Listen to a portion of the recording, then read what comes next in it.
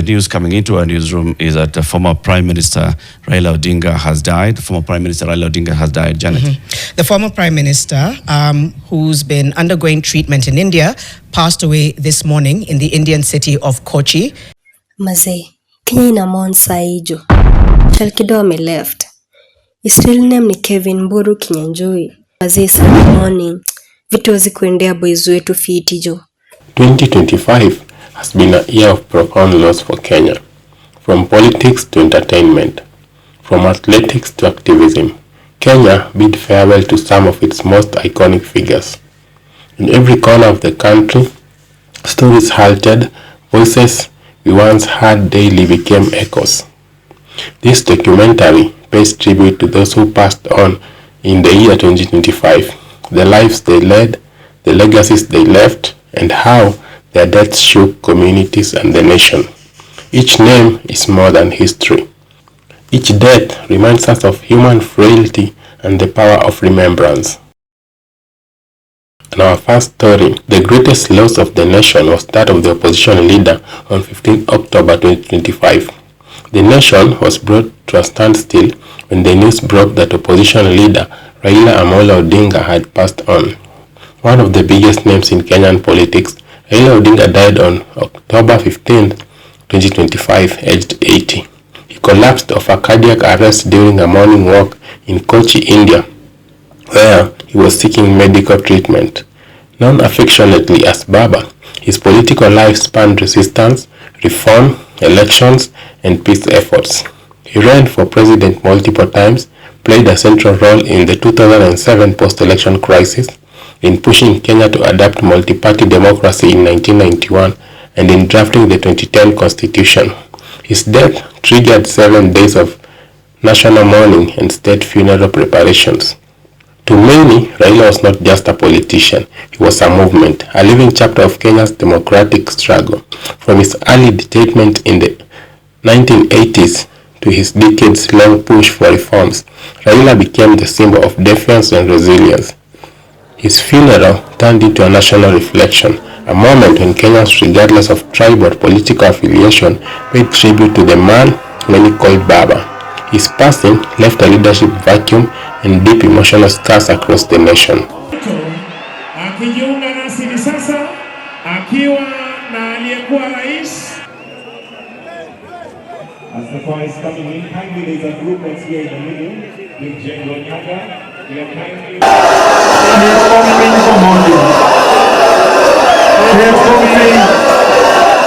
Kyalo Mbobu, a respected lawyer and governance expert, passed away in mid-2025. Known for his contribution to electoral reforms and constitutional law, Mbobu's career was marked by integrity and mentorship. His death left a silent hole in Kenya's legal and academic fraternity. Colleagues described him as the lawyer who believed justice should never be privileged. His memorial lecture held at the University of Nairobi became a platform for young lawyers to pledge a renewed commitment to ethical practice. On September 9, 2025, the prominent lawyer Matthew Kyalo Mbobu was fatally shot in a targeted drive-by attack in Nairobi's Karen South area. Reports indicated that 2 assailants on motorcycle trailed Mbobu's vehicle as he drove through the Langata Karen corridor. The attackers opened fire at close range before fleeing the scene. Now tonight, the family of slain city lawyer Kyalo Mbobu is still reeling in shock after the celebrated advocate was brutally gunned down along Magadi Road in Karen, Nairobi last night. The Directorate of Criminal Investigations has launched a manhunt for the killers of the city lawyer, but even as the police probe the shooting, the family of Mbobu is demanding a thorough investigation into his killing. Mbobu, who served as the former chairperson of the Political Parties Disputes Tribunal and authored the Law and Practice of Evidence in Kenya, was widely respected in the legal community. Authorities confirmed that the motive behind the attack remained under investigation, and security agencies launched a detailed probe into the incident. Also, Phoebe Asio, a legendary advocate for women's rights and former parliamentarian, passed away in 2025. Asio worked in advancing gender equality, education, and civic participation that made her a national icon. Her death resonated deeply, reminding Kenyans of the impact of service and advocacy for future generations. Another sad news, Phoebe Asio, a trailblazer in the fight for gender equality and former Karachuonyo Member of Parliament, is dead. The family announced that Dr. Asio died on Thursday, July 17th in North Carolina, USA. Today, the country pauses to honor the incredible legacy of a woman who shaped a nation and whose pioneering achievements will resonate for generations. Also in this year, the former IEBC chairman Wafula Chebukati, who oversaw two of the most contested general elections, passed away. Chebukati had longer carried both praise and criticism for his role in defining Kenya's democratic transition. In his retirement, he kept a low profile, occasionally appearing at governance forums. His death revived heated conversation about electoral justice, transparency, and the toll of public service on mental health and family life. On February 20th, 2025, Wafula Chebukati, former chairperson of the Independent Electoral and Boundaries Commission, passed away after battling brain cancer. Chebukati played a role in Kenya's electoral process, including the 2022 general election. His passing was mourned across political divides, with many reflecting on his contribution to democratic governance. Chebukati is dead. The family spokesperson Eric Nyongesa Wafula says Mr. Chebukati was unwell and passed away on Thursday night while receiving treatment at the Nairobi hospital. The family has requested for privacy during this time of mourning and has asked the public to refrain from speculation. The family spokesman said a formal statement will be issued tomorrow after members hold a meeting on Friday evening. Charles Were, the MP for Kasipul, was known for his fiery debates and community projects aimed at youth empowerment. His sudden demise came as a shock to the political class. Reports indicated that he had been working on a major development plan before his passing. His constituency mourned a man they described as a fighter, a brother, and a voice for the voiceless. His funeral drew crowds who celebrated his courage in standing up for the rural development and social justice. On April 30th, 2025, Charles Ong'ondo Were, MP for Kasipul constituency, was fatally shot at a traffic light in Nairobi. Ong'ondo Were was known for his vocal advocacy for his constituents and his work in parliament. His death was widely condemned and marked a tragic reminder of the vulnerabilities public figures in Kenya face. Some people are arrested as persons of interest and the case is ongoing. 7 minutes to the top of the hour. Thank you so much for joining us on Jeff Kanenge Live. We're going to keep returning to that top story. We're telling you about the gunning down of the Kasipul Member of Parliament, Charles Were. Turning back to the media industry, one of the most emotional losses was that of Kimani Mbugua, the former Citizen TV journalist whose mental health struggle had been in public domain for years. Kimani's life told the story of brilliance overshadowed by personal battles. His early career had been promising, a sharp mind, talented storyteller, and a future newsroom leader. But as his struggles deepened, fans watched in heartbreak as he faded from the limelight. His passing in 2025 became a rallying point for conversations around mental health awareness in Kenya and in Kenya media and society. The former Citizen TV journalist died by suicide while being in Mombasa. Also, revered broadcaster known for his program, Je Hu Ni Ungwana, a show that explored morality, culture and social values. Hujambo mtazamaji na karibu kwa mara nyingine tena kwenye masimulizi haya ya Je Hu Ni Ungwana. He died in early February 2025. His voice, calm yet probing, was a staple in many Kenyan homes. Many called his death the end of an era in Kenyan broadcasting. The death of the veteran broadcaster Leonard Mambo Mbotela marked the end of a golden era in Kenyan radio and television. Veteran media personality Leonard Mambo Mbotela has died. His son Jimmy Mbotela confirmed his passing on. The veteran journalist had been unwell for some time and he breathed his last at around 9 a.m. today on Friday. Known for his iconic catchphrase, Je Hu Ni Ungwana, Mbotela's voice had become a cultural landmark. For over 5 decades, he informed and entertained the nation. His funeral was attended by broadcasters from across generations, who who honored him as the man who gave voice to Kenya's national conscience. And memory is what makes us who we are. You know, memories of the past, for instance, is what makes us be able to evaluate the present as we plan for tomorrow. Now, one of the most important of memories is simply the memories of who we are, where we come from, you say our parents or the region in which I was born, the stories I was told, you know, the language I used. Also, one of the writers that Kenyans lost was Ngugi wa Thiong'o. Globally renowned author, playwright and intellectual Ngugi wa Thiong'o died on May 28, 2025 in Georgia, USA at the age of 87. His literature in both English and Gikuyu broke colonial silences. Works like Whip, Not Child, Devil on the Cross, Matigari, and Wizard of the Crow made him a giant of African letters. His passing was mourned internationally. All right, some breaking news for you here. And Professor Ngugi wa Thiong'o has passed on. He was 87, according to Wanjiku wa Ngugi, his daughter, who posted this message on her Facebook account. And she said, "It's with heavy heart that we announce the passing of our dad, Ngugi wa Thiong'o, this Wednesday morning on the 28th of May 2025. Yes. Elizabeth. Yes, sir. Yes, uko na shida gani? Sir, you never counted my marks vizuri. Umeniandikia I have 94 na hapo umeandika 84 na bado hii huku nisaishia. It's almost 10 marks. Yes. You're a good girl. I think nilikosea. Sijui kama I don't have my pen here.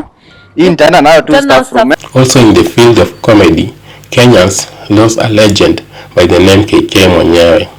KK Mwenyewe was the young comedian known for his hilarious impersonation of former Deputy President Rigathi Gachagua. He had brought laughter to millions online, but behind the jokes, KK struggled with financial instability and depression. His death shocked the online community and led to renewed discussion about how digital creators are often celebrated publicly but neglected privately. His final video, where he looked tired and emotionally drained, remains one of the most haunting clips in Kenyan internet culture. In the entertainment world, tragedy struck again with the mysterious death of Shalkido, one of the founding members of once celebrated sailors gang. Paul Koigi Mungai, known for his infectious energy and street charisma. Shalkido's career had faced turbulence after Gengeton's decline, but his online presence hinted at a quiet comeback. Sadly, that dream was cut off short.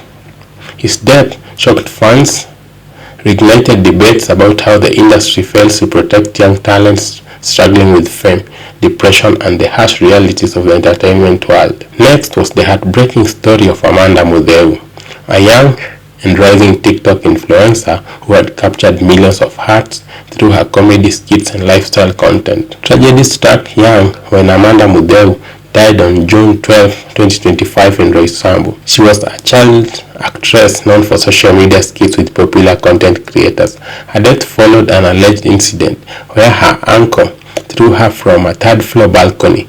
She succumbed to her injuries at Kenyatta University Teaching Hospital. Her passing was deeply felt across the entertainment community and led to conversations on child safety and caregiving. Mutheu being thrown from the third floor of their uncle's building. According to eyewitnesses, her uncle was highly intoxicated during the ordeal. Just days before her untimely passing, Amanda had posted a hopeful message about new projects and upcoming partnerships, but her sudden death and unclear circumstances left her fans in disbelief. Her candlelight vigil, streamed live on TikTok, turned into a digital memorial that revealed how deeply Gen Z father loss, a sign of how social media has changed the way Kenyans mourn. Serving as a senator for Baringo North, elected under the United Democratic Alliance, Cheptumo was a rising politician known for his strong advocacy for his constituents. He died on February 15, 2025 at the age of 57. Before becoming senator, William Kipkorir Cheptumo was MP for Baringo North.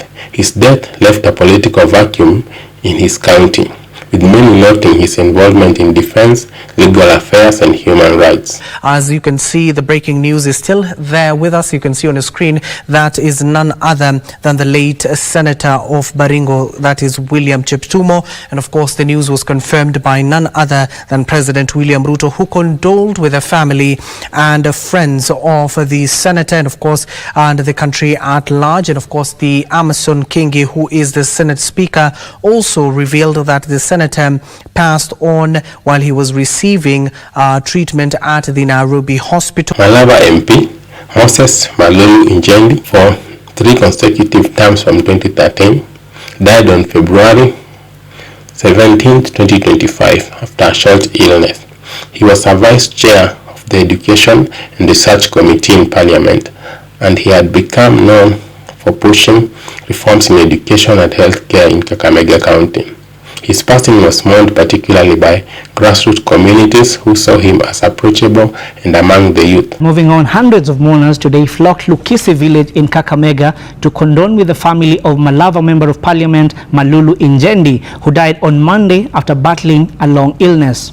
The mourners described the late Njendi as a generous man who had a soft spot for orphaned children and widows, going out of his way to cater to them outside his parliamentary duties. Moses Mulomi, former Busia Deputy Governor, died on January 28, 2025 after short illness.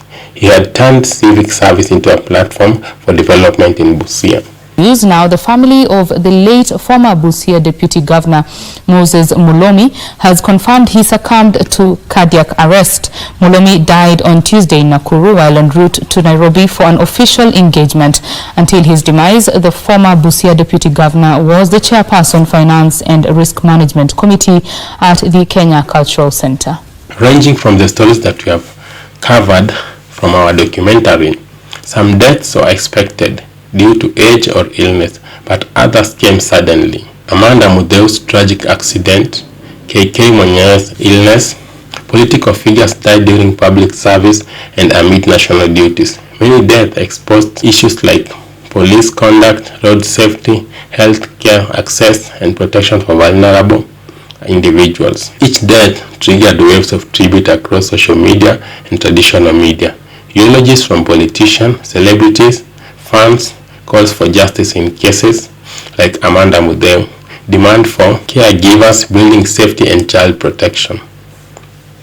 Loss of public intellectuals like Ngugi raised concerns about preserving culture, cultural heritage, and mentoring young writers. Political gaps created by the passing of MPs and senators, triggered by election and shifts in local political dynamics. As the year 2025 drew to a close, Kenyans look back on a year that tested their emotional resilience. The losses of icons across politics, entertainment, sports, and culture reminded the nation of one truth, that fame, power, or brilliance cannot shield anyone from the fragility of life.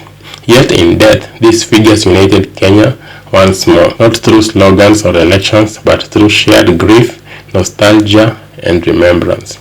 So, as we light a candle for every soul we've lost in 2025, let's remember their lessons: Raila's courage, Shalkido's creativity, Amanda's optimism, Ngugi's intellect, Kimani honesty, and Mbotela's timeless voice. Kenyans mourn, but Kenya remembers. Because as long as their stories are told, their spirits never fade. Kenya in 2025 has lost giants, but their footprints remain. Raila's fight for democracy, Ngugi's storytelling that spoke about truth through power, young voices like Amanda Mudeu, whose voices were silenced too early. Each one shaped Kenya in a way, big and small. In remembering them, Kenya also faces questions. How do we care for our leaders, artists, and young people? How do we build systems that protect citizens, uphold dignity and respect life? Their death call us not only to grieve, but to take action, to a legacy Kenya deserves.